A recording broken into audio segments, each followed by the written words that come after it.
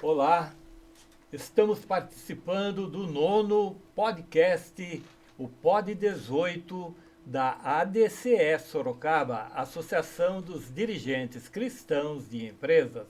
E é com grande alegria que nesse dia 18 de agosto, mês do aniversário de Sorocaba, que nós vamos conversar com dois convidados muito especiais. É o Antônio Luiz Pontes e José Osmir Fiorelli. E eles estão conosco aqui nessa participação do Pod 18. Lembramos que o aniversário de Sorocaba, que comemorou agora, né, dia 15 de agosto, 370 anos, tem uma história muito forte ligada ao tropeirismo, ligada aos tropeiros. E esse livro que nós vamos conversar hoje, a saga que transformou o Brasil, Tropeirismo, né?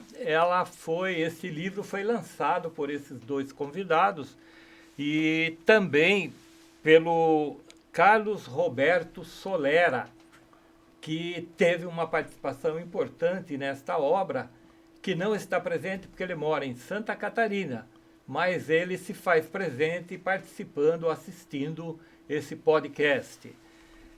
Antônio Pontes, nós temos aqui um breve currículo seu, administração de empresa, MBA em gestão financeira, tem assim, presidente da Academia Sorocabana de Letras, tem uma empresa de treinamentos, é um educador corporativo, cofundador do Grupo CODEP e autor de livros. Nós temos aqui um dos seus livros, a coleção A Floresta Onde Tudo Pode Acontecer, este livro que você fez também em parceria. Então, é com grande alegria de estar contigo.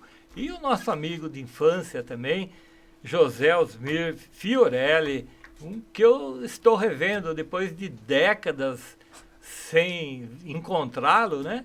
E com grande alegria mesmo, que eu te vejo aqui, engenheiro formado pelo ITA, psicólogo, pós-graduado em administração de empresas públicas, diretor de telecomunicações do Paraná, professor universitário também na Universidade Federal do Paraná, com uma grande experiência em consultoria e autor de vários livros, né? Psicologia para administradores, psicologia jurídica, psicologia aplicada ao direito. Então, tem aqui um vasto currículo como autor também. Então, sejam bem-vindos ao Pod 18 da DCE e nós vamos começar o nosso bate-papo aqui falando deste livro, Tropeirismo, a saga que transformou o Brasil.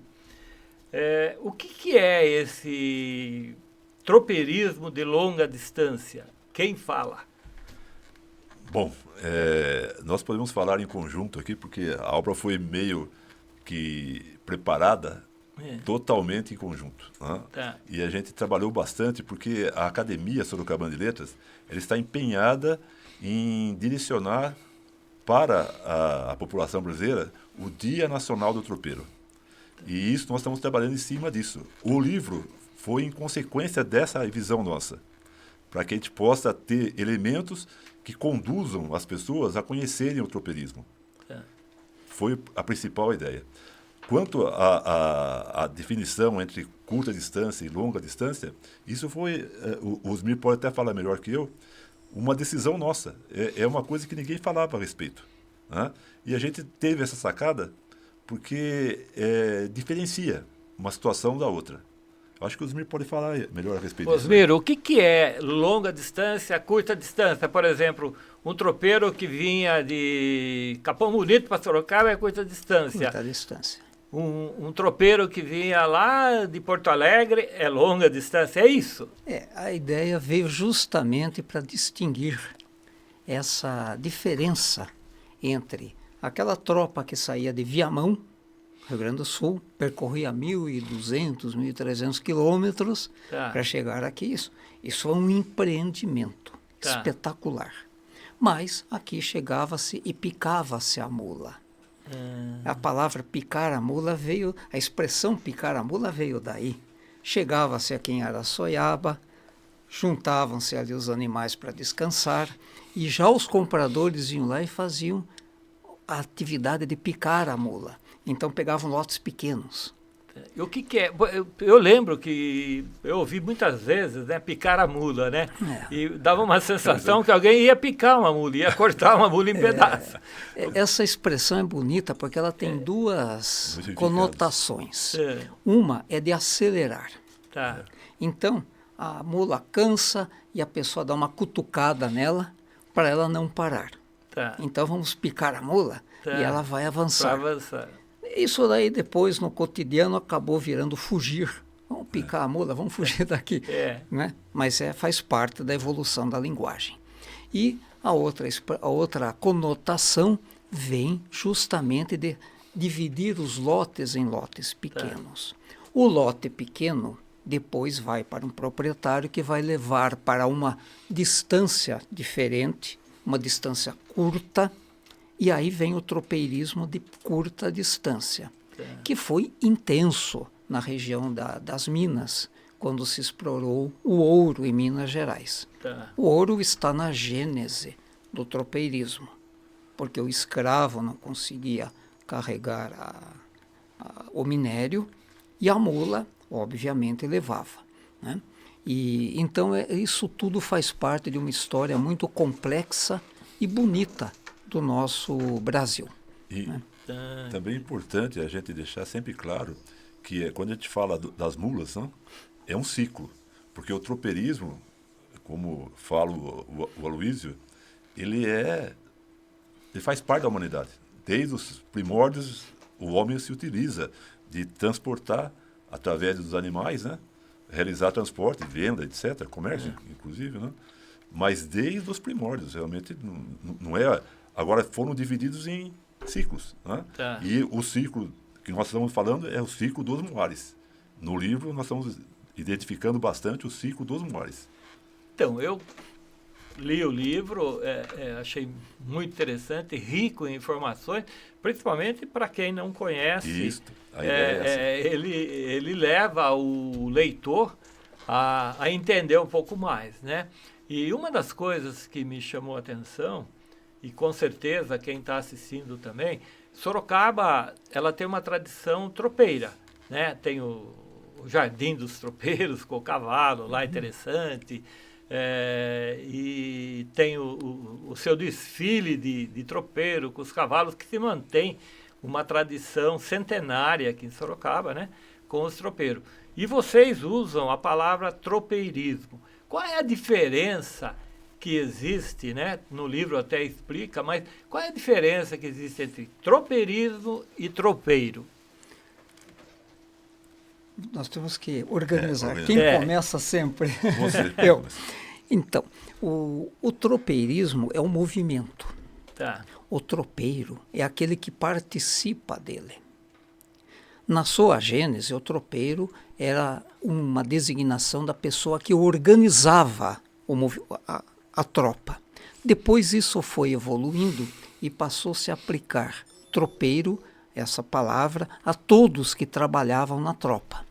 Fossem eles os tocadores de mula, fosse ele o dono da tropa ou o capataz. Né? Então, o tropeirismo é o movimento. Né? Esse processo de pegar animais de um ponto e levar esses animais para outro ponto. Então não é um processo que se restringe ao trecho Viamão-Sorocaba. Nós temos tropeirismo no Brasil todo. Ainda hoje existem grupos de mulas que andam em trechos curtos, levando mantimentos, levando pessoas e resolvendo problemas assim de transporte que sem a mula não teriam solução fácil. Eu dou um exemplo muito conhecido, que é o exemplo do café na região entre Minas e Espírito Santo, que é uma região extremamente montanhosa e tem muita produção de ótimos cafés. Ninguém tira aqueles cafés das montanhas sem um animal. Então, as mulas continuam sendo carregadas, continua tendo grupo de mula que leva as cargas de café para pontos de coleta mecanizados. Né? Então é muito curiosa essa relação entre o homem e a mula. E aqui em Sorocaba, inclusive, aqui em Votorantim, nós temos um excelente criador de mulas e os animais são maravilhosos. Maravilhosos, são assim de uma qualidade, um tamanho, uma força que a gente não consegue imaginar. Né? Fora isso que a gente não está nesse meio, e eles são valiosíssimos. Ah, sim. Impressionante o valor de uma Muito mula. bem lembrado. O que é um valor impressionante? Olha, é 100 mil reais, por exemplo, numa mula. 100 mil reais? É uma mula de elite, uma mula de elite, de pedigree. Né? É uma mula Quantos dessa... quilos carrega uma mula? Olha, segundo as pessoas que conhecem, até 120 quilos eles são capazes de transportar. 2 cargas de 60 bem distribuídas, né? Ela vai. E o que para o leigo, né?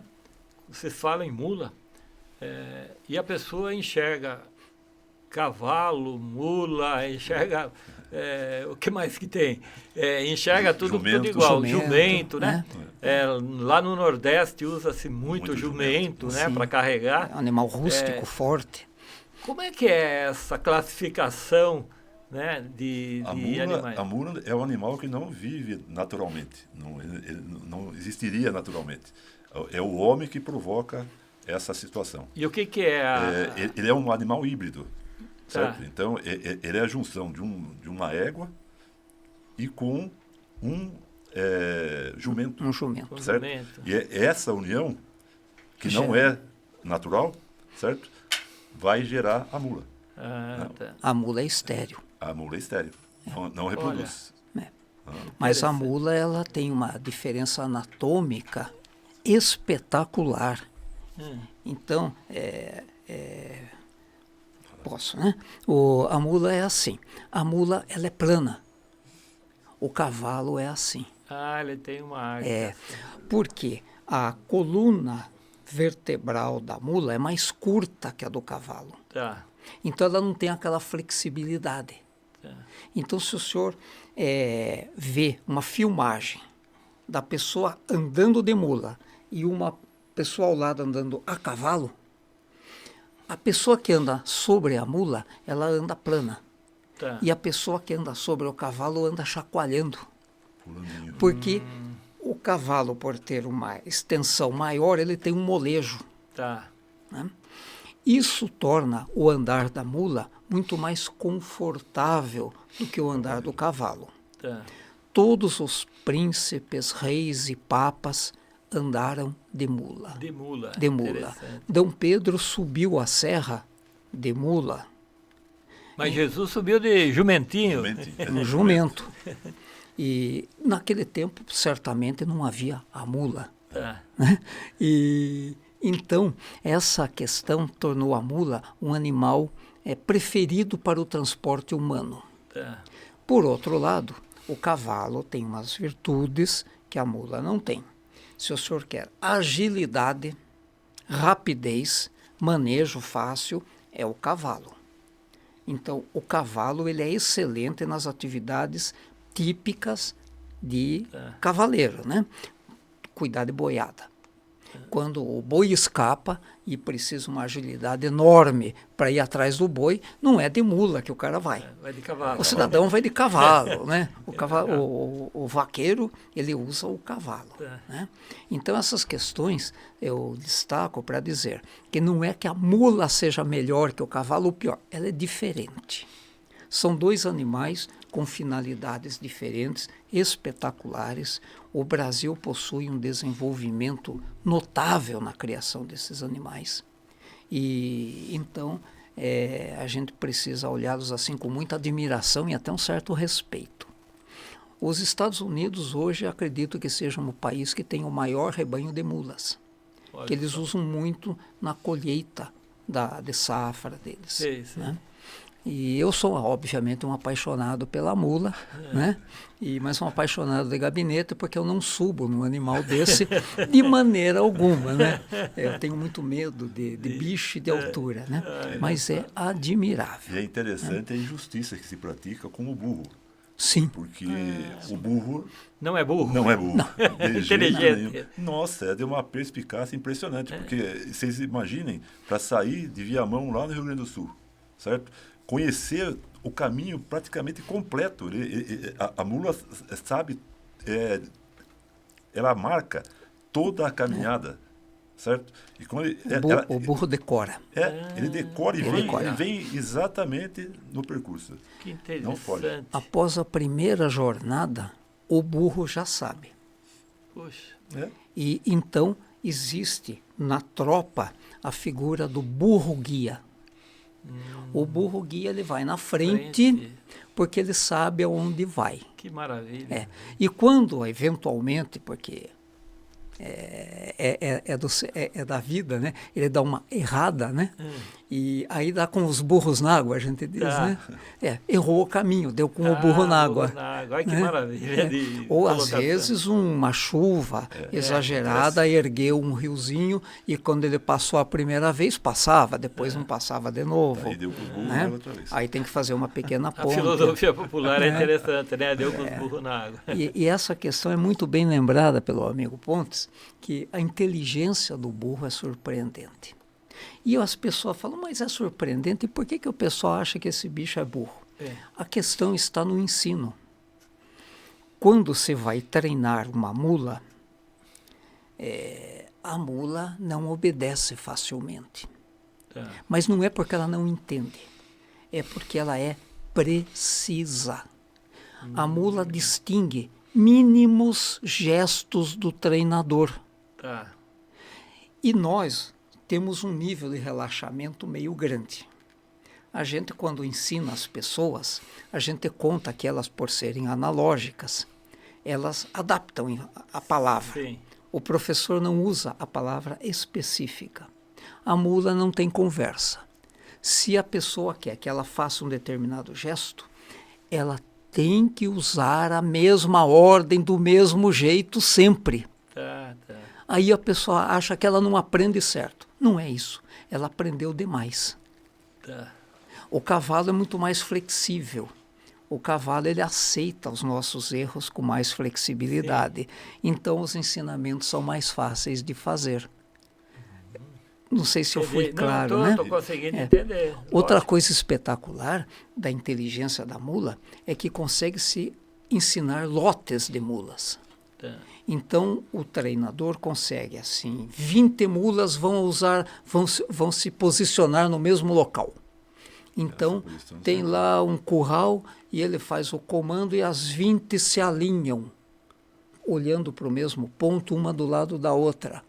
É impossível conseguir isso de cavalos. Os cavalos eles são mais ariscos, mais agitados e não ficam atentos a esse tipo de orientação. Entendi. Né? Pergunto para você, Osmir, para continuar, depois eu vou perguntar o ponto da mesma pergunta. Você é uma pessoa que tem assim todo um currículo de estudo para N áreas assim, científicas até. O que te levou a gostar ou a se entusiasmar com o tropeirismo? O que tocou teu coração? Aonde veio essa vontade? Essa pergunta é boa porque ela me coloca numa vitrine e até numa saia justa, né? Eu vou abusar da sua paciência contando uma pequena história. Pode contar.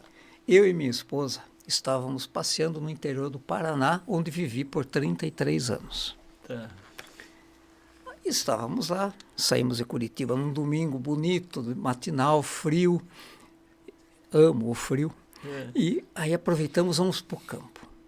E próximo de Curitiba, ali a uns 40 quilômetros, existe uma pousada, que tem um riozinho na entrada, a gente passa de carro por cima do rio, e lá no meio tem um restaurante. É o lugar, sabe aquele lugar do paraíso, né? Cheio de árvores. E fomos lá, todos animadinhos. Chegou lá, na porta do restaurante tem um banco e está sentado um cidadão que é quase a minha imagem e semelhança. Era o Carlos Roberto Solera. Olha só. O Carlos, 160 quilos, eu 62. Sabe como é que começa o amor? O amor só existe um tipo, é a primeira vista. Não tem outro. Não adianta entrar num site para localizar, eu vou botar aqui minhas exigências para achar a mulher que eu amo. Não é assim. A gente olha e se apaixona. Eu olhei para o Carlos, eu gosto dele. Tá. A minha esposa entrou no restaurante, encontrou-se com a esposa dele, foram comer e eu fiquei sentado ao lado do Carlos. Nunca tinha visto ele, não sabia que ele existia. E nunca tinha ouvido falar de tropeirismo. Mas ele estava lá de chapéu, aquele chapelão, bombacha, aquela roupa de gaúcho, roupa de homem de campo, e eu com a minha roupinha de professor de cidade. Professor, quando sai passear, põe uma roupa meio assim disfarçada para dizer que ele é do campo, né? Então, sentamos e começamos a conversar e ele começou a me contar a vida dessa coisa chamada tropeirismo. Eu me encantei. O Carlos escreveu um enorme livro, Histórias e Bruacas. Esse enorme livro, ele imprimiu, me deu um exemplar de presente e eu li, vírgula por vírgula, linha por linha. Aprendi.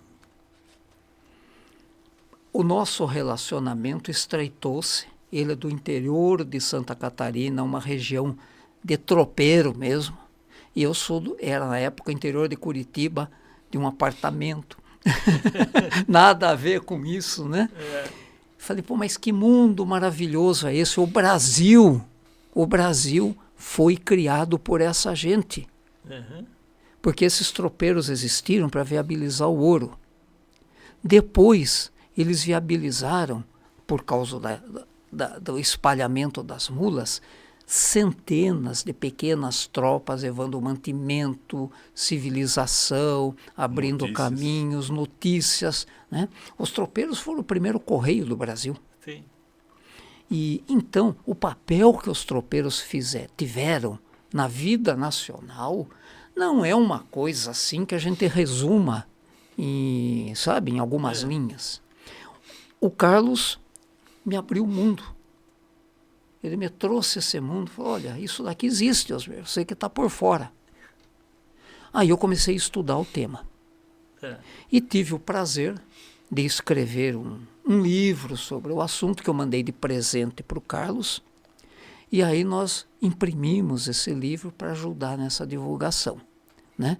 Eu até gostaria de mostrá-lo aqui, que é esse Cantares do Tropeirismo, né?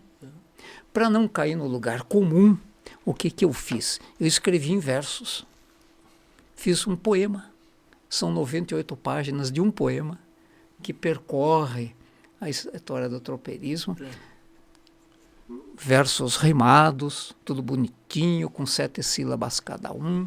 E aí dei de presente esse livro aí para o Carlos, e o Carlos me deu outro presente ajudando na impressão do livro. Né? Então a minha relação com o Carlos é uma relação puramente emocional. Como todas as coisas que funcionam, elas são emocionais. Né? A palavra racional nós inventamos para explicar aquilo que a gente não entende. E o que nós somos é emocionais. Nós somos seres assim. Né? E graças a Deus, né? Graças a Deus. E esse livro de hoje, né, que é o assunto, o tropeirismo, né? A saga, né? A saga. Que transformou o Brasil, também tem a participação do Carlos. Do Carlos. Depois desse dia, o Carlos entrou na sua vida, e como é que o Carlos entrou na sua, Pontes? Pois primeiro, né? O tropeirismo entrou na minha vida efetivamente, porque ele já conhecia, porque sorocabano não sabe o que é tropeirismo, assim, absolutamente nada, é difícil. É difícil. Mas quando eu entrei na academia, nós tínhamos o Geraldo Bonadio, Sim. o Sérgio Coelho, Sim, que são pessoas que entendem muito desse assunto. sim. E, junto com a academia, nós temos os sócios correspondentes. Tá. Um dos sócios correspondentes é o Carlos Solera. Ah, Né? tá. Então, vejam, essas coisas vão acontecendo. É uma situação que vai se armando As naturalmente. energias boas. Boas, que vai se juntando. E o que aconteceu? Eu comecei a gostar também do assunto, do tema. Porque acho que tem uma forte influência. O Osmir até não comentou, mas muitas das cidades do Brasil são de origem tropeira. Os pousos se tornaram elementos que juntavam as pessoas em determinados pontos do país e da lá surgiam cidades. Né? E isso é uma coisa que foi dando ao Brasil esse perfil que tem hoje. Né? Veja, até o palavreado, né? Todas as palavras são que se utilizou, picar a mula, etc., são coisas que vêm do tropeiro. Né? Então a cultura é muito, vamos dizer assim, tocada pelo tropeirismo. As pessoas não conseguem compreender a dimensão que tem o tropeirismo. Mas se você tiver um pouco de paciência, ler a respeito, você vai ver que é realmente uma saga transformadora e que fez o Brasil ser o que é hoje. E qual é o perfil de um tropeiro? Olha, o perfil do tropeiro, o Osmir não concorda muito comigo com a palavra aventura, né? Ele acha que não é aventureiro, né? É uma pessoa que tem sonhos, né? Também concordo. São pessoas eu acho que são sonhadores. Sonhadores. Fale a respeito, por favor. Ele tem uma visão. O tropeiro que é, vamos dizer, vamos distinguir. Tem o tropeiro que trabalha na tropa e o tropeiro que organiza a tropa. Tá. Esse homem é um empresário. Porque organiza. Se ele não for um empresário, ele não vai reunir as qualificações para organizar a tropa. Na tropa trabalham mais de uma dúzia de profissões diferentes. A tropa não é um lugar de amador. Cada mula usa 4 ferraduras diferentes. Cada uma, cada pé tem o seu jeito. Cada uma tem que ser moldada para o pé dela. Se ele não tiver um ferreiro que faça isso, a tropa para muito mais cedo do que se imagina. Porque a cada 2, 3 dias já tem que fazer algum ajuste de alguma ferradura. Mas por que tem que ter uma ferradura para cada pé? Imagina você usar um sapato diferente para cada pé. Seria o ideal. Nós nos adaptamos, mas a mula não consegue se adaptar porque o pé dela é rígido e aquilo tem que dar certinho. Né? O homem tem uma adaptabilidade diferente, né? E são detalhes assim do processo que obrigam que o tropeiro seja um grande empreendedor, uma pessoa focada no negócio. E aí no livro a gente trata de todas as profissões que estão ali dentro. É bastante complexo. Nos dias de hoje, para conduzir um grupo de pessoas assim, o senhor imagina o nível desse gerente. Ia se exigir dele uma pós-graduação, um mestrado, alguma coisa assim, porque não é fácil. Além disso, é uma empresa móvel.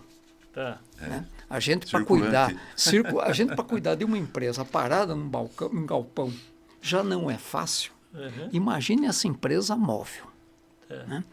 E do outro lado tem o tropeiro que caminha e cada tropeiro tem que ter suas características. Existe um tropeiro que anda 1.200 quilômetros batendo no lado da mula para ela não parar de andar. E esse homem é importante. Esse homem faz a tropa andar. Mas existe na frente da tropa um cara que vai chegar antes de todo mundo numa cidade e preparar comida. Esse homem não pode errar. Ele vai parar no pouso e vai preparar o feijão tropeiro da turma. Imagina se esse cidadão falha.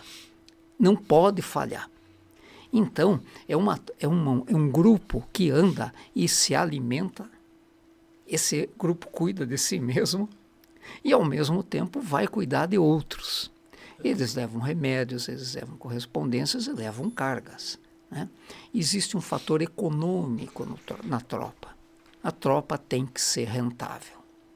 A mula vai ser vendida, as mercadorias são vendidas, algumas são consumidas, e tudo gira em torno do equilíbrio econômico-financeiro. Mas isso não impede que a gente considere, eu mesmo, eu me considero muito, o tropeiro é um sonhador. Porque eu fico me imaginando, veja, doutor Vanderlei, imagine só, estamos em 1700 e pouco. Saio de casa e olho ao meu redor. Sabe o que eu vejo? Mata. Eu vejo acidentes geográficos que nunca foram superados. Eu vejo rios para transpor. Eu vejo banhados no Rio Grande do Sul. Vejo corredeiras no meio do caminho. Vejo pedras na região catarinense, solo de rocha. Saio daquela dificuldade, entro no Paraná e sabe o que eu encontro? Um banhado de 100 quilômetros de comprimento. Eu tenho que transpor tudo isso. Quando o cidadão fica todo feliz porque transpôs o banhado, sabe onde que ele cai? Ele cai nos arenitos do Paraná. Eu vivi lá, conheço isso muito bem. O arenito é um perigo. A gente anda num solo de arenito, naquele tempo não tinha caminho, não tinha, eles estavam fazendo o caminho. Sem GPS. Sem GPS. A gente anda num solo de arenito, a qualquer momento uma pedra daquela quebra e o meu cavalo quebra a perna. A mula nunca quebrava a perna, a mula era espertíssima nisso. O cavalo era comandado pelo homem, sempre mais impetuoso, né? Quando eu ando nesse caminho de pedras, eu encontro cobras. Nas matas catarinenses também. Naquele tempo, encontrar uma surucucu no caminho não era nada estranho. Né? Eu saio da terra da surucucu e caio na terra da jararaca. Né? E depois chego em Castro, tem um rio enorme para uma travessia difícil. Chego em Itararé, tem um vale que separa o Paraná de São Paulo, e ali você faz uma ponte estreita que o animal tem que passar equilibrando. E cai no paraíso paulista. Aí fica tudo fácil. Porque de Itararé para cá é um passeio, é uma terra macia, gostosa. Sonhador, né? Então, esse cidadão, eu olho essas dificuldades e fico pensando, por que esse homem não foi arrumar outra coisa para fazer? Eu ia perguntar para você, o que leva esse realismo a vir lá do sul para Sorocaba, né, para as feiras de Buares que tinham aqui, né? Ali na ponte da Rua 15, né, que era famosa ali, né? O que leva? Mas sabe que nós temos aí, eu não, ele, o Osmir, ele tem um projeto que até comentou comigo, para ver se a gente conseguia um caminho para falar sobre a psicologia do tropeiro. Psicologia do tropeiro. Interessante. Que a minha formação é essa. Né, eu tenho formação de psicólogo, e então eu adoro ficar investigando essas coisas. Né? O que leva alguém a fazer qualquer coisa. Agora, o que o levou o tropeiro a fazer aquilo é uma coisa assim muito exótica. Por qualquer meio, qualquer forma que a gente pense, porque ele podia não viver bem no Rio Grande do Sul. Vamos admitir até que a vida não fosse fácil. Mas veja, Vanderlei, sair da sua casa, juntar uma dezena de profissionais diferentes, tinha que selecionar cada um. Hoje, quando o senhor quer selecionar uma pessoa para sua firma, o senhor contrata uma empresa para fazer isso e oferece várias opções. O senhor consegue imaginar que tem várias opções? Será que ele não teve que treinar um por um naquilo que ele queria? Porque, olha, eu não sei se as pessoas têm ideia da dificuldade de colocar uma sela numa mula. É uma coisa dificílima. Se entregar para um especialista como eu, em menos de 15 dias eu ponho. Né? Porque aquela amarração da sela tem que ser feita de tal forma que quando aquilo chacoalhar, não cause machucado no animal. É um trabalho sofisticadíssimo. Então existe um especialista em fazer a amarra da sela. Eu acho isso daí uma coisa assim, olha a inteligência dessas pessoas, eles descobriram isso, né? Fizeram isso, profissão por profissão, tudo foi ajeitado direitinho e aqueles homens maravilhosos organizaram isso. E depois tem outra coisa, o comportamento. Olha, o senhor conhece empresas, a gente sabe como é. A gente, para manter a turma trabalhando assim, tudo com organização, direitinho, não é difícil. Muito difícil. É difícil. As pessoas têm ideias, têm planos, têm sonhos, e isso cria um conflito que nem sempre é saudável com as metas e planos das empresas. É natural, faz parte da vida. Bom, aquela turma, de repente, ela está em lugar nenhum, caminhando para um ponto que talvez dê certo, e todos têm que estar em harmonia. E num mundo desconhecido. Num mundo desconhecido. Tem a aventura total, porque tem lá os indígenas, né? Tem as feras, tem as doenças, tem os insetos. Que, por sinal, era o pior. O pior de tudo era o inseto. Até, como hoje. Sim. O pior inimigo que nós temos é o inseto. Principalmente o que pica, o que que dá pica. dengue. E eles enfrentaram isso. Era uma coisa assim que, quanto mais eu penso, mais eu acho absurdo. Mais difícil escrever a respeito. Eles foram os iniciadores do comércio varejista, como carregando em suas mulas produtos para serem vendidos nas cidades. Eu acho que não. Eu acho que não. Isso é uma coisa que já vem de antes. Eles trouxeram a possibilidade do comércio. Do comércio. Para onde eles passavam. Faziam comércio. É evidente que quando eles começaram a passar, aí as pessoas também notaram, tem gente vindo. Então pessoas do litoral catarinense subiam a serra e iam nos pousos. Que tipo de produto você acredita que eles carregavam? Eu acredito que eles levavam muito produto de subsistência. Acredito muito nisso. Porque o Rio Grande do Sul não era um estado industrial naquela época. O que eles faziam lá é o que o paulista fazia também, né? Mas o principal produto deles era a mula. A mula era o carro-chefe. Né? Mas tinha que levar muita carga, porque a viagem era muito longa, então eles iam gastando a comida à medida que andavam, né?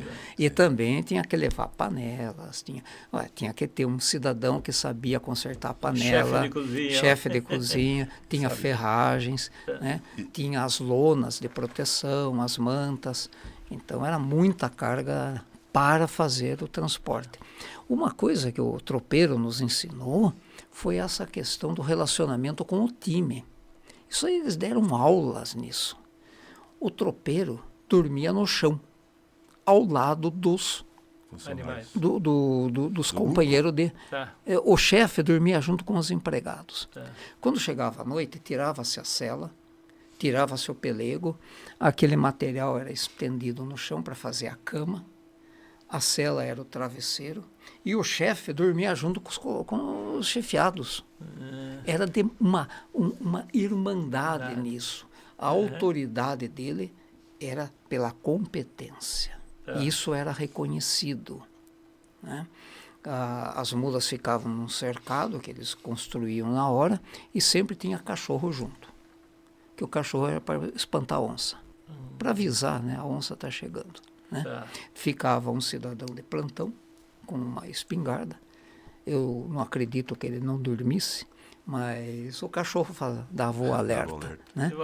E esse era o cotidiano deles, né? De muita integração entre as pessoas. Uma coisa que até hoje se diz, tem que integrar o time. Eles entendiam disso. O time era coeso. Né? Nós inclusive, estamos aqui trabalhando nisso para até divulgar um pouquinho mais sobre o tropeirismo. A gente está trabalhando com alguns colégios aqui de Sorocaba, levando a informação. Né? Então a gente fala para as crianças que estão já no último ano do segundo grau, que seria o ensino médio, né? O ensino médio, tem que ser o último ano. O último ano, que estão a caminho de se formar e ir para a faculdade, né? A respeito do empreendedorismo dos tropeiros. Né? Então a gente toca a respeito disso e mostra como que pode, nos dias atuais, ter bons exemplos que venham dessa época. E não tinha Sebrae naquela época. Não tinha nada. Não tinha nada. Nada. Aprendeu um desjob. Aquilo era um desjob mesmo, né? Realmente. E isso é impressionante como é bem recebido. Porque também é desconhecido esse assunto, esse tema. E quando você fala, eles se espantam. Né? Inclusive, né, numa das escolas que nós fomos, o Osmir levou uma mula que ele trouxe do exterior aí, mas que as pessoas se encantam de ver, de pegar, de falar, olha, como que será que eles conseguiram transportar esse negócio desse jeito? Como que pode, sem o nosso smartphone, isso é muito interessante, isso que você falou, desculpa ter cortado, para não perder. Quando o senhor viaja ali na região mediterrânea, encontramos sinais da passagem das mulas, principalmente do jumento, né, do jumento carregado. E o pessoal europeu, eles têm assim um reconhecimento da importância do animal, que surpreende, porque a gente pensa, eles estão naquela tecnologia, naquela vida mais avançada, então não tem lugar para isso. Não é verdade. Na capital da Croácia, no principal ponto turístico, eu tenho uma foto que eu tirei, é uma senhora e o jumento carregado, ela, uma pessoa antiga, né, com a roupa antiga, aí a foto é antiga, uma foto em preto e branco, e está lá, num ponto de destaque, um quadro enorme, e a gente fala, pô, mas o que tem que ver isso com a Croácia? Tem que ver tudo, porque o alimento que eles recebiam de outros países vinham por mula, vinham pelo jumentinho. Né? E então essa presença da tropa é uma presença milenar. Né? Vem desde o tempo supõe-se que os hindus usavam e o norte da África também usava a tropa de jumentos. E depois, quando vieram para cá, como o cruzamento com a égua, gerou a mula, que já é uma versão mais poderosa que o jumento, porque ela é maior e mais forte. Né? Mas é interessante que essa história é uma história antiga, realmente. Né? Maravilha. Eu li no livro, né, estava entre as coisas, me chamou a atenção, que uma mula ela chega a custar 40 vezes mais caro que uma vaca. Era tão difícil assim era difícil, a procriação? É que o que ela produzia era muito grande. Né? Ela tem um valor de produção. Né? Cuiabá saiu das tropas de mula que saíram daqui de Sorocaba. Né? Sem a tropa vencendo esse caminho, muitas cidades brasileiras não existiriam. Né? A quantidade de cidades do Brasil que surgiu decorrente de tropas é incalculável. Aqui no livro a gente cita umas 40, 50 cidades aproximadamente, que são do trajeto. Mas não são só essas. Tem muito mais. Né? A cidade de Santos recebia mantimento através de mulas, né, que passavam a Serra do Mar.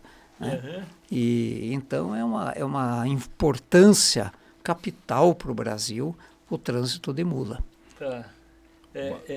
Você falou, né, da mula madrinha. A mula madrinha é o que ia na frente? A mula madrinha paramentada. As mulas elegem uma mula como chefe. Não é o burro. Era a Ferrari da época. Aquela mula ia na frente. Era importante. E ia na frente, em cima dela um garoto. Mas uma coisa importante também, a égua, por ser a mãe, certo? A égua normalmente é a mãe, ela também se ia em frente, porque as mulas respeitavam ela. Entendi. Então ela também podia ser uma madrinha. Né? Naquele tempo a criança trabalhava, né? Sim. Então ia um menininho em cima da mula, na frente, né? E esse menininho tinha um papel importante, porque ele ia ali acompanhando o trajeto, né? E normalmente era a criança que fazia a refeição. A refeição também. Era muito comum que a criança cozinhasse, né? Me chamou a atenção também no livro, até grifei, você que viveu lá mais de 30 anos no Paraná, né? Tem um título aqui que fala Parque de Natureza Buraco do Padre. O que é? Isso foi uma curiosidade. Era um buracão muito grande que tem perto de Ponta Grossa. E ali chamava Buraco do Padre, porque teve algum padre lá que fez alguma cerimônia ali embaixo, e depois aquilo ficou conhecido, né? Tá. Mas não chega a ser Mas propriamente... era um ponto utilizado pelos tropeiros. Era um ponto de parada, né? Ponto de parada. Ponto de parada. Que ficou conhecido. E tinha, nas pesquisas que vocês fizeram, tinha tropeiro desempregado que não tinha tropa para caminhar? Esse é um day after, né? Esse é um day after. A tropa chegava aqui e aquela turma toda, quando desmanchava a tropa, aquela turma tinha dois problemas: para onde ir e o que fazer. E como voltar? Né? Como voltar. Então eles voltavam juntos, né? Aí a volta é rápida, né? Porque a pessoa não tem animais, né? E procurava se encaixar em outra tropeada, né? Ah, tá. Existe um quadro, eu acho que tenho aqui uma cópia, uma foto dele. Existe um quadro do Debré que mostra o tropeiro pobre em Sorocaba. Olha só. Então a gente vê pela veste que era uma pessoa pobre, simples, né? Que está aqui, ali naquela recepção que se fazia, né? E essa questão econômica, ela é presente sempre. Sempre. Em qualquer profissão. Em qualquer profissão, em qualquer atividade. O tropeiro não foi exceção disso. Não foi exceção. É interessante como a gente até se surpreende, né? Eu fui numa loja ontem, de Sorocaba, ali na rua 7 de Setembro, e chama Casa das Balanças, só produtos. Né? E lá no fundo, eu me surpreendi na hora que fui conversar lá com o proprietário, senhor de idade, tinha lá peças de tropeiro, tinha a célula, tem várias coisas assim, mas antigas e belíssimas, todas colocadas lá com fotos, sabe? E eu falei, né, que coisa bonita. É um objeto, né? de museu isso. Que coisa bonita. E aí ele falou que é da família, tal, não sei o quê. Mas o dia que vocês passarem lá, entrem lá para vocês verem. Interessante. Que tem lá, e não é coisa... são celas assim, com muitos detalhes, e pesada, uma coisa assim, né? Me chamou muita atenção. Interessante, né? Muito interessante. Recentemente, inclusive, o Sérgio Coelho reinaugurou a Casa do Tropeiro aqui. Sorocaba, né? Aqui em Sorocaba. Ele tem peças maravilhosas lá com ele, né? Então é importante até o público conhecer esse trabalho dele, porque é um trabalho hercúleo, né? É difícil, porque ele necessita de verbas, tudo, e é sempre uma dificuldade quando se necessita do dinheiro, né? E é imprescindível. Eu irei a essa casa. Esse título, A Saga que Transformou o Brasil, como é que vocês resumiriam, né? Vou perguntar para os dois, mas como é que você, Pontes, como é que se sente que o tropeirismo transformou o Brasil? Bom, tudo que nós conversamos aqui remete a isso, né? Porque, na realidade, é uma história de pessoas que realmente fizeram a diferença. Tá. A diferença fundamental para o Brasil foi a possibilidade de utilização desse mecanismo de transporte para que desse continuidade a toda a economia, a toda a integração social, né? A criação de cidades. Isso para mim, é fundamental. Né? Inclusive culturalmente. Quantas expressões nós falamos aqui que tornou-se hábito, né? E foi incorporada à nossa linguagem. Né? Inúmeras delas. Então, e a união nacional. Se não fosse isso, como que seria? Tá. Como que seria? Isso seria assim, pelo seu ponto de vista, você citou que há uma luta de vocês para a criação do Dia Nacional do Tropeiro. Exatamente. A grande defesa, né, da tese do Dia Nacional do Tropeiro seria mostrar para as autoridades essa saga que transformou o Brasil, criando assim o Dia Nacional do Tropeiro. Exatamente. Nós partimos disso, o livro começa por aí.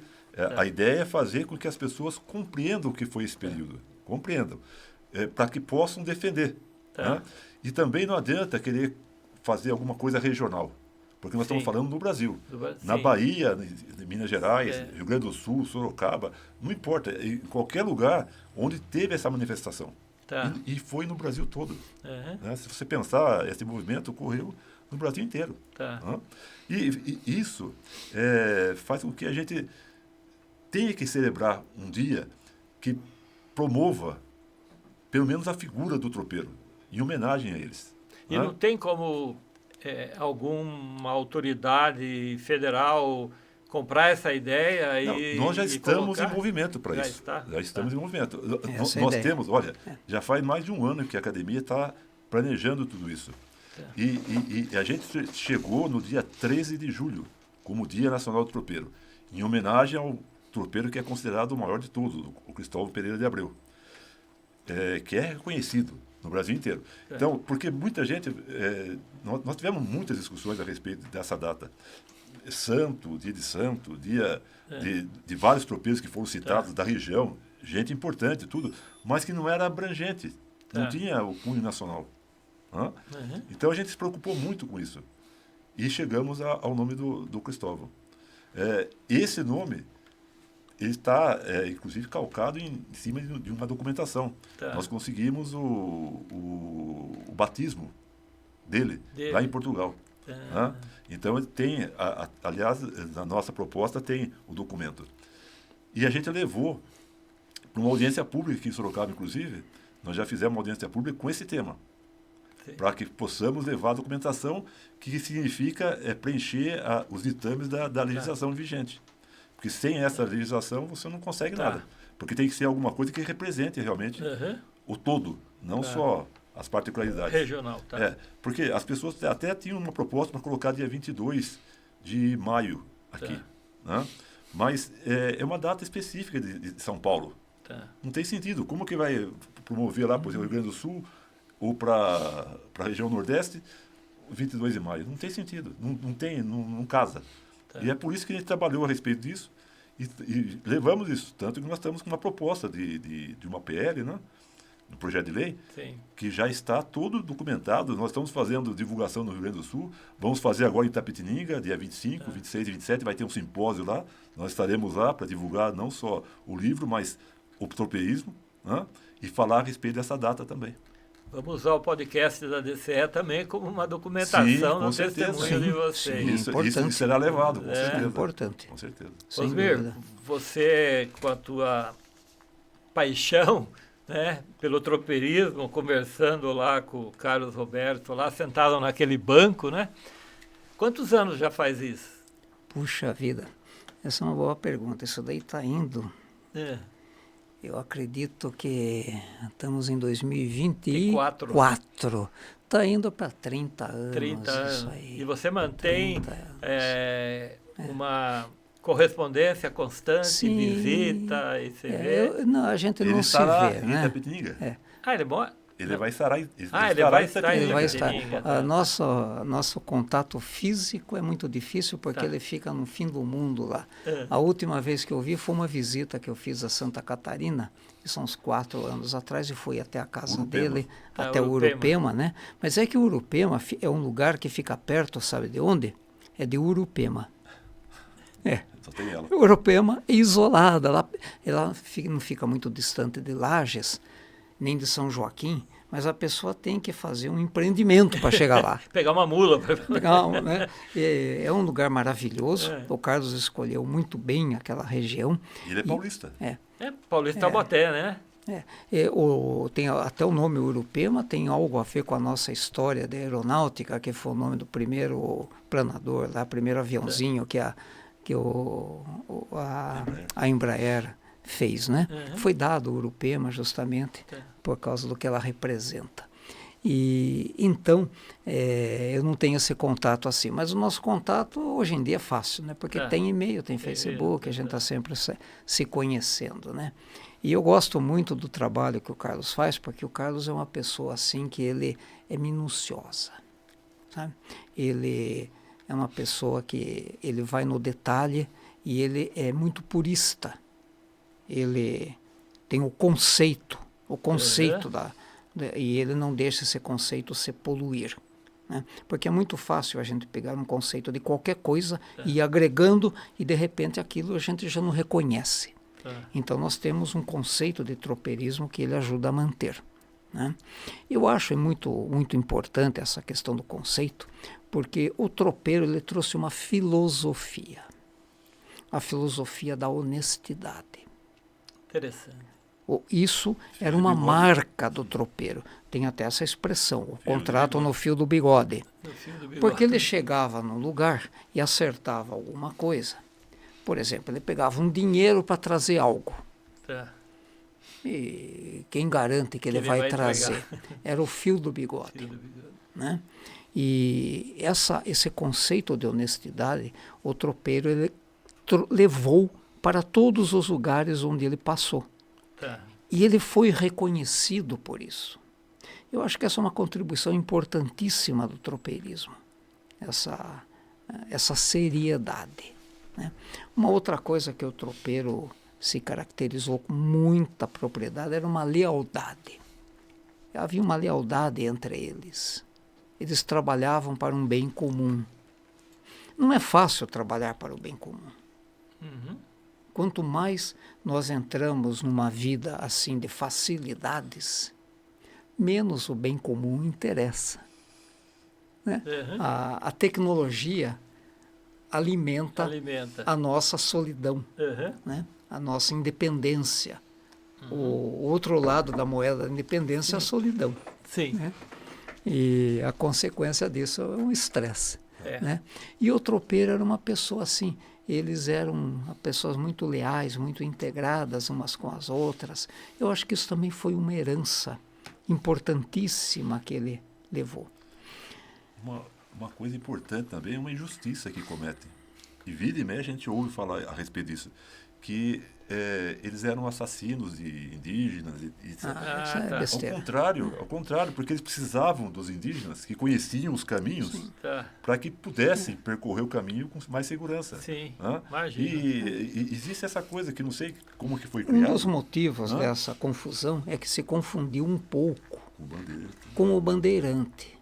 Porque o bandeirante ele fazia expedições de caça a índios. E ele levava índios para caçar índios. Né? Até a destruição das missões foi feita por bandeirantes paulistas. Né? O tropeiro era uma pessoa diferente. Ele queria ir e voltar, ir e voltar, ir e voltar. Então ele precisava de amigos. Né? Fazia núcleos no caminho. Tinha que ter núcleo, né? Tem suporte no caminho. Muitos catarinenses que subiam do litoral para vender suprimentos, ajudar nas provisões, acabaram morando, fazendo parte das N cidades que eles criaram. Foram cerca de 40 cidades criadas no percurso. E isso é por quê? Porque a pessoa era boa. Nós não vamos querer morar num lugar que tem um assassino ali. Sim. Né? E eles levaram essa imagem de paz, de construção, de cooperação. Eu acho que isso foi uma contribuição cultural importantíssima. Um outro lado da contribuição cultural é linguística, porque o Rio Grande do Sul, eu tive um professor de antropologia que dizia assim, o Rio Grande do Sul sempre foi a nação mais amiga do Brasil. Por causa das diferenças. O Rio Grande do Sul era da nação gaúcha. A grande nação gaúcha, que pegava o Uruguai, norte da Argentina e Paraguai, ela foi artificialmente destruída. Né? Os portugueses, os espanhóis se juntaram, foram lá e fizeram a diáspora. E o gaúcho herdou muito dessa nação indígena que havia lá. E essa herança está no vocabulário. Quando ele sobe, ele leva o vocabulário com ele. E o poder do vocabulário é extraordinário. Tanto que a mocinha gaúcha, que nome que a gente dava para ela? Prenda. Que coisa mais bonita do que chamar uma moça de prenda? É prenda, Ana. Né? A nossa convidada aqui é hoje, Ana Ana encanto, Carolina. né? É um encanto você chegar para uma mocinha e falar, olha, minha prenda. Né? E então, essa gentileza gaúcha, esse espírito de companheirismo que o gaúcho tem muito forte, o tropeiro levou com ele. É muito importante, porque pelo poder paulista, o nosso espírito de cooperação se reduz. Porque São Paulo é um estado muito poderoso. Então nós precisamos criar, manter esse espírito gaúcho de cooperação, né, que o tropeiro se encarregou de levar, inclusive na maneira de... acho que todo mundo já ouviu falar, pode tirar seu cavalo da chuva? Pode tirar o cavalo da chuva. Isso é uma expressão que vem do tropeirismo, porque quando aquele cidadão, que era um cidadão reconhecido como honesto, como leal, como bom, chegava com a tropa, ele chegava numa fazendinha. Imagina, o senhor está na sua fazendinha e chega uma porção de homens que o senhor nunca viu na vida. Está o senhor e sua esposa e 2 filhos lá dentro. O que esses homens querem de mim? Ele chegava sempre pela frente, nunca entrava na parte do fundo porque poderia ver a intimidade da família. Ficava no cavalo esperando autorização para descer. E aí a pessoa, daí surgiu, pode tirar seu cavalo da chuva, quer dizer, põe o cavalo lá no paiol. No paiol. Aí fazia o acolhimento, né? Então esse relacionamento humano veio do tropeirismo. Eu estudei isso também entre os nômades africanos no Saara, é muito semelhante. Chega a caravana e a tribo de beduínos está lá no meio da areia, e aí a caravana é acolhida da mesma forma que era acolhido o tropeiro. Né? Tem que haver humanidade, né? Amor, estima, né? São heranças do tropeirismo que deixam a gente apaixonado. Que legal. Né? Então, nós estamos chegando aí Festa, só para concluir. Tá. Lembrando que Sorocaba é a cidade mais reconhecida no país todo quando se fala da berço feira, de tropeiros. da feira, né? Porque nós não somos uma cidade tropeira, mas nós somos elementos feira de essenciais. Moares, né? Através das feiras do Moares foi reconhecidíssima. No Brasil todo, Sorocaba é reconhecida. Com certeza. Bacana. Que bacana. Então, nós estamos chegando aí quase que no final. Queria cumprimentar aí o amigo aos 1000 e tantos anos aí de infância do senador Vergueiro, é isso? Mas que teve uma trajetória, e eu fico pensando, Osmir, você formado como engenheiro no ITA, onde é um instituto maior do Brasil em aeronáutica, com aviões, né? E de repente está tratando de um outro tipo de transporte que é a mula, né? Que pois é uma diferença bem grande, né? O engenheiro do ITA tratando da mula, que é outra realidade de transporte, mas que tem tanta importância, tanto quanto, né? Olha, e esse livro seu, Cantares do Tropeirismo também, né? Que você fez com o Carlos Roberto Solera também, com os seus versos. Eu vou ler com muito carinho, vou ver também e aprender alguma coisa a mais aqui que eu acho que faz parte. E o livro de vocês. O Pontes, como é que as pessoas conseguem comprar o livro Tropeirismo, a saga que transformou o Brasil? O livro ele foi publicado com recursos nossos mesmo, porque não conseguimos verbas públicas, né? E a minha empresa, a ALP Treinamentos, Palestras e Livros, é que está distribuindo. Tá. Né? Ele pode ser adquirido com a Simone, né? Eu acho que nós vamos deixar aqui o telefone. Está aí sendo colocado o GC aí, né? Isto.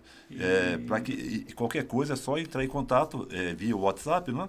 Que ela providencia a entrega tranquilamente. Tanto desse livro como dos outros livros nossos, inclusive os livros infantis também que nós temos publicado. Né? Maravilha. Está aqui o livro infantil. Nós ganhamos aqui, que vai também para a coleção da DCE, esse livro aqui, que é uma coleção A Floresta, onde tudo pode acontecer. É o 3º volume, já temos. 3º volume do Antônio Luiz Pontes e ilustrações de Bárbara Dígema. Então, está aqui também, quem quiser pode procurar lá a Simone, que ela vai informar. Exatamente. Tá ok? E o livro Cantares, como é que faz? Então, o livro Cantares eu dou para amigos. Tá. Aliás, eu agradeço muito, me permita reconhecer a sua atenção, o seu carinho aqui no nosso acolhimento, depois de tanto tempo sem nos vermos, né? É uma honra e um prazer. E esse livro é um livro feito para amigos. Então, as pessoas que querem ter um exemplar desse, elas têm que entrar em contato comigo. Tá. E aí a gente vai conversar, porque pela natureza dele, ele é um poema épico, só tem 2 no Brasil. E então é uma coisa muito difícil de fazer. Então eu dou para pessoas especiais e a pessoa tem que conversar comigo, ver, olha, eu gostei, interessei, então nós vamos fazer uma entrevista. Tá certo. Né? É um vestibular né, tropeiro para saber se não é só uma curiosidade, né? Ou se realmente a pessoa quer mergulhar nesse campo. Né? Pegando um gancho, você comentou sobre a questão de eu ter estudado no ITA e lidado com mula. Nós temos a nossa palestra, que é dada para alunos de colegial, 3º colegial. E essa palestra trata dessa questão que você levantou. O aluno de hoje parece tão distante do tropeiro e a gente tem uma palestra para dizer que não. Eles estão agora numa selva tão grave quanto os tropeiros estavam. Só que essa é a selva da informação. A selva da informação é impiedosa. Nós temos muito mais informação do que a gente consegue digerir. As cobras estão aí, sabe? Os índios estão aí, os pântanos, os atoleiros estão todos aí disfarçados de informação. É muito mais difícil sobreviver nessa selva do que sobreviver na selva dos tropeiros, que era concreta. Porque ali eles viam o inimigo. E o aluno de hoje, nós, que somos eternos estudantes, como diria o Gonzaguinha, né? Nós não vemos claramente quem é o inimigo. Então nós temos que vasculhar essa selva para distinguir os amigos e os inimigos, compreender os caminhos e os precipícios. É uma selva complexa. Então essa é uma mensagem que estamos levando aos estudantes, fazendo esse paralelo, essa analogia entre o tropeiro e a selva moderna. Que bonito. Nós sempre seremos tropeiros na história da vida. Com certeza. Bacana. Queria agradecer a participação de vocês. Foi uma honra a DCE também contar no podcast, né? Contando um pouco da história dos tropeiros, tropeirismo. Desejamos que o Dia Nacional do Tropeiro venha um dia a ser anunciado num novo podcast aqui que está à disposição de você, para a gente falar sobre isso também. E conte com a gente aqui para difundir esse belíssimo trabalho que você faz. Obrigado, Pontes, obrigado, Fiorelli e Osmir. E parabéns aqui, estou vendo no seu cartão aqui o trabalho da Maria Rosa Fiorelli, sua esposa também, né? A sua esposa? É a Ana Maria. Ana Maria. A Ana Maria também, parabéns pelas suas companheiras aí, que com certeza... Tem que ter paciência. Tem paciência com vocês, porque há um trabalho grande. Queremos agradecer a você que acompanhou o podcast da ADCE, mais um podcast nesse mês de agosto. Estamos no mês do aniversário de Sorocaba, agradecer a presença da Ana, que é a vice-presidente da ADCE, que prestigia aqui, e o Vinícius, do Sindicato do Comércio Varejista de Sorocaba, que veio também prestigiar este evento. Lembrando que no dia agora, né, hoje é dia 18, daqui 3 dias, dia 21 de agosto, às 20 horas, está aí convidado o Osmir e o Pontes, dia 21 de agosto nós teremos no auditório do SESC, aqui de Sorocaba, uma palestra da DCE, onde a Ana Carolina vai apresentar um tema da sua história, da sua vida profissional, e que certamente nós teremos assim um público interessado, porque ela vai falar de alguma coisa que os tropeiros faziam, que era comercializar, né? E ela vai falar como vender. Talvez se naquela época a Ana tivesse presente junto aos tropeiros, ela ia ensinar técnicas aos tropeiros de como negociar, de como vender. Ou os tropeiros ensinar você, né, Ana? Então, contamos com vocês, participem do pod da 18 da DCE, se inscreva lá e compartilhe com seus amigos, dá lá o seu like e acompanhe a DCE no canal ADCE Sorocaba, que será uma honra ter vocês conosco, tá bom? Um grande abraço e até o próximo podcast.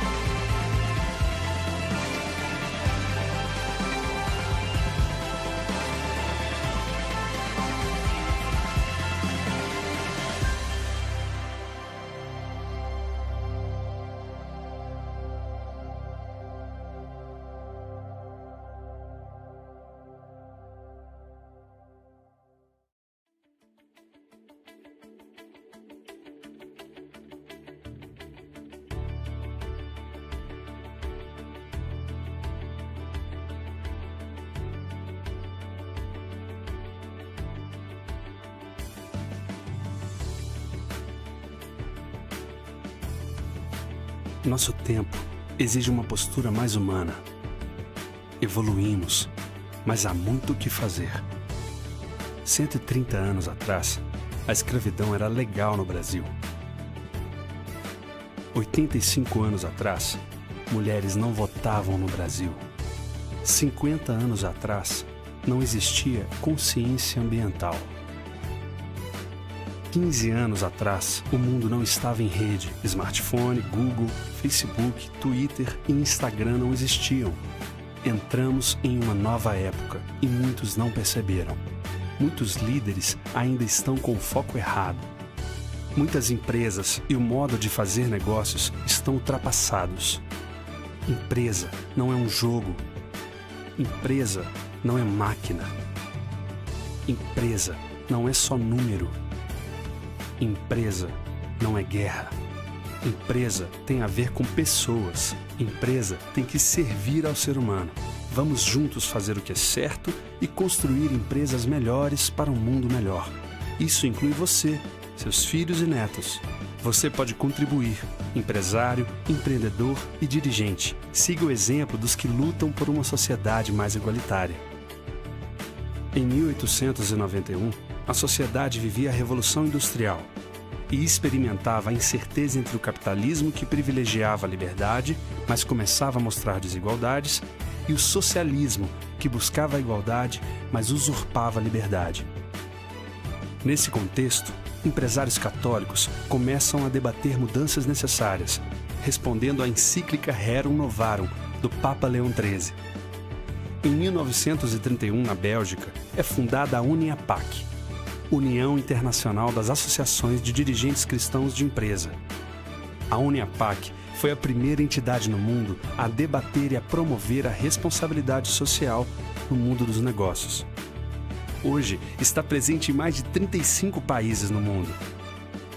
São mais de 20 mil líderes empresariais extremamente ativos em diversos setores da economia. Em 1961, chega ao Brasil pelas mãos de empresários paulistas como a DCE, Associação de Dirigentes Cristãos de Empresa. Rapidamente se espalha por vários estados e hoje reúne mais de 3.000 associados no Brasil. O objetivo da ADCE é formar líderes comprometidos com o ensinamento social cristão, para que suas decisões sejam baseadas nos valores humanos, essenciais para a geração de riqueza econômica e social, e para a sustentabilidade dos negócios. A ADCE realiza atividades por todo o país, congresso, fóruns de debates, palestras, cursos, encontros de reflexão e mantém parceria com diversas entidades, também comprometidas com a transformação da sociedade. Seu grande programa atualmente é o Empresa com Valores, criado em parceria com a CNBB para ajudar os líderes empresariais a conduzir seus negócios com atitudes plenamente humanas. O Empresa com Valores vai chegar a todas as cidades do Brasil, comprovando ser possível manter empresas éticas, competitivas, lucrativas e socialmente responsáveis. Dar certo, fazendo a coisa certa do jeito certo, só é possível com valores bem definidos, conhecidos e praticados. A ADCE convida você a conhecer mais sobre a associação e o programa Empresas com Valores. Participe! Mudar é possível. Vale a pena, pois o que está em jogo é a dignidade e a felicidade do ser humano. A mudança que precisamos no mundo começa por você. Comece por onde seja possível, na família, na comunidade, no mundo do trabalho e nos negócios. Empreendedores e líderes empresariais conscientes e firmes em seus valores. Empresas éticas e lucrativas. Sim, é possível fazer o certo e dar certo. A ADCE.